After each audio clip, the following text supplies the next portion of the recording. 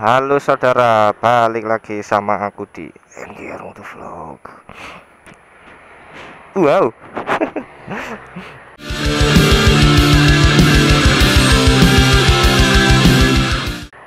Ya, jadi kali ini aku ada di Jalibar. Nggak tahu di rumah kabut. Ini juga mau manasin ciblek. Mulai kemarin nggak jalan soalnya. Biasa libur. Liburnya nggak jelas juga gara-gara TA.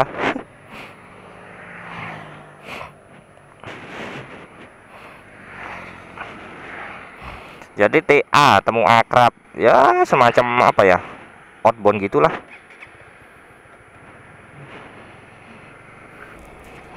Jadi yang rumahnya apa Blitar pasti tahu sama jalan ini, soalnya ini jalan pintas dari apa, dari Pepen kalau nggak salah, itu jalan raya Pepen apa Jatirjoyoso itu tembusannya ke Talangagung. Jadi daripada ke Panjen sana dulu muter, lewat sini lebih cepat. Namanya Jalan Jalibar. Ini buat speeding enak sebenarnya, cuman masih belum tergoda. Cuman ya hati-hati aja lah kalau speeding. Widih, Some Racing. Nah, kali ini jadi kemarin di videoku yang kemarin itu, yang aku upload kemarin, itu ada yang tanya, jadi mending pilih CBR apa sabar nunggu R15 yang all new. Nah, karena itu aku jadi tertarik buat bahas tentang CBR R15 sama GSXR 150. Jadi mending pilih mana sih antara CBR R15 sama GSXR 150? Nah, sebelumnya ini benar-benar murni opini pribadiku loh ya, bukan, jadi aku nggak baca di blog. Kalau maksudnya yang pilih mana itu aku nggak baca di blog, jadi ini benar-benar opini pribadi. Wih gila, Street Fighter coy, gendeng ini Ducati ini dikirim nanti ini. Bisa nyasar nang kene iki apa Ducati Street Fighter single armnya itu loh. Waduh, bener-bener menawan. Ducati Indonesia, platnya B lah, B. Ya udah biarin lah. Nyampe mana tadi? Nah, jadi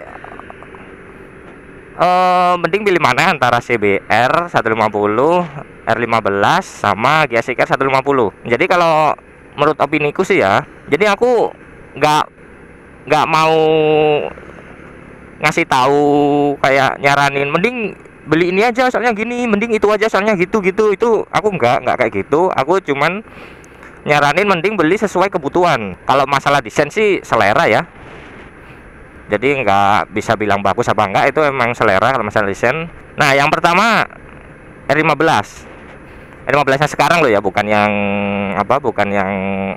bakal all new, bakal keluar 2017. R15 yang sekarang. Nah, itu bisa milih R15 kalau kalian pilih yang buat stop and go enak. Soalnya mesinnya R15 itu SOHC overstroke, di mana overstroke itu karakter mesinnya enak di putaran bawah. Enak di putaran bawah, cuman putaran atasnya itu bisa dibilang kurang enak. Jadi buat stop and go itu torsinya gede, enak. Tarikan bawahnya enak. Cuman kalau buat udah di putaran, buset, KLX bannya cilik banget, masalah. Jadi mending buat enak buat stop and go kalau R15, soalnya emang mesinnya yang karakternya overstroke, dimana overstroke itu emang secara hukum mesin itu enak di putaran bawah. Terus yang kedua CBR 150R yang kayak ini, kayak ciblek ini. Ini dia mesinnya near square, anggap aja square lah, soalnya antara stroke sama bore itu cuman beda 0, sekian milimeter, anggap aja square. Jadi dimana mesin square itu karakternya, jadi dia lebih rata antara putaran bawah sama putaran atas, itu dia rata. Jadi putaran bawahnya nggak nampol, tapi nggak bisa dibilang lemot.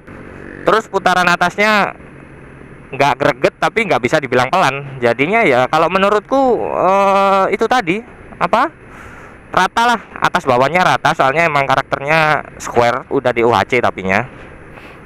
Terus yang ketiga GSX-R 150. Nah ini yang terbaru dari Suzuki. Itu dia mesinnya dia DOHC juga, tapi benar-benar overbore. Nah ini kebalikannya R15. Jadi di putaran bawahnya kurang, tapi putaran atasnya gila. Soalnya emang karakternya overbore.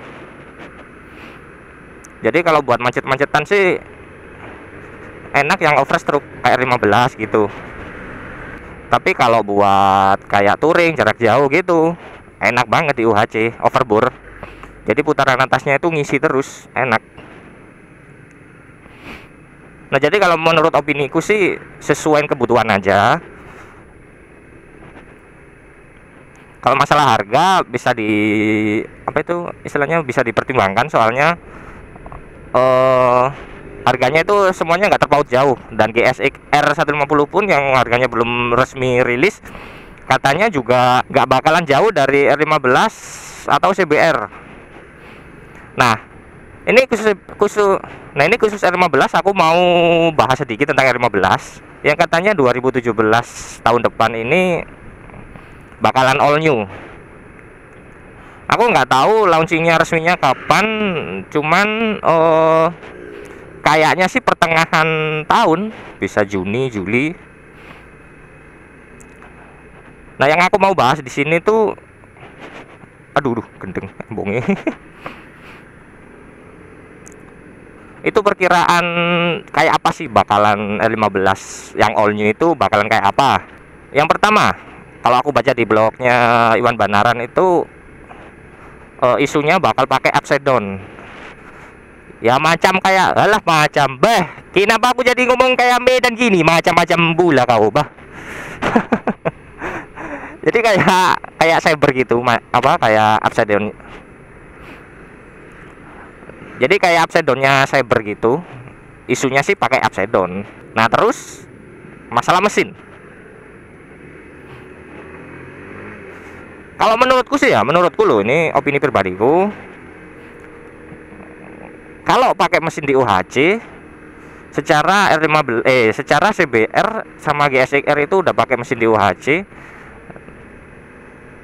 Terus apa R15 ini bakal pakai mesin di UHC? Nah kalau menurut Nah kalau menurut opini pribadiku sih kayaknya kecil kemungkinan buat R15 pakai mesin di UHC. Kenapa? Yang pertama, isunya kayak yang kataku tadi, dia bakal pakai suspensi upside down. Itu aja udah membebani biaya produksi. Jadi biaya produksinya lebih gede daripada yang suspensi biasa. Terus aku yakin banget dia bakal pakai juga yang namanya headlamp LED.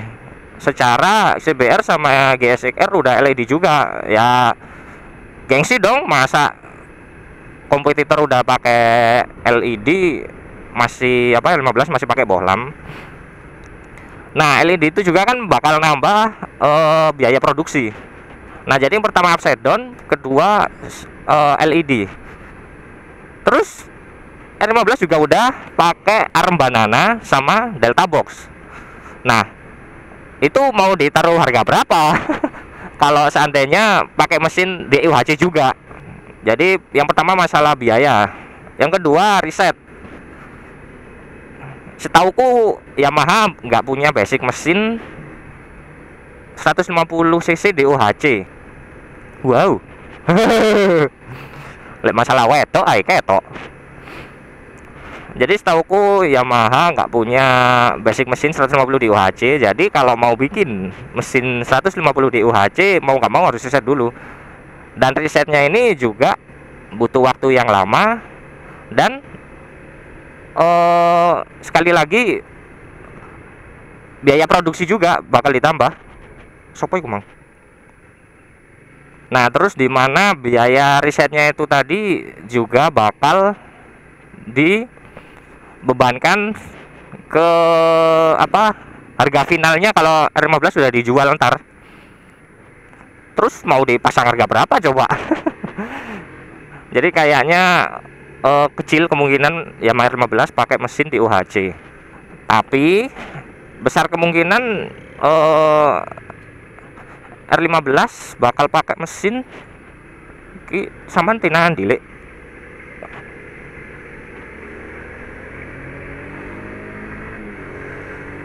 Pasir. Tapi besar kemungkinan Yamaha R15 ini bakal pakai mesin SOHC tapi udah VVA. VVA itu variabel valve aktif ya kalau nggak salah. Ambolah karo pokok VVA ku lah. Jadi VVA itu dimana mengatur bukaan klep saat putaran rendah itu bukaan klep sedikit jadinya bisa irit.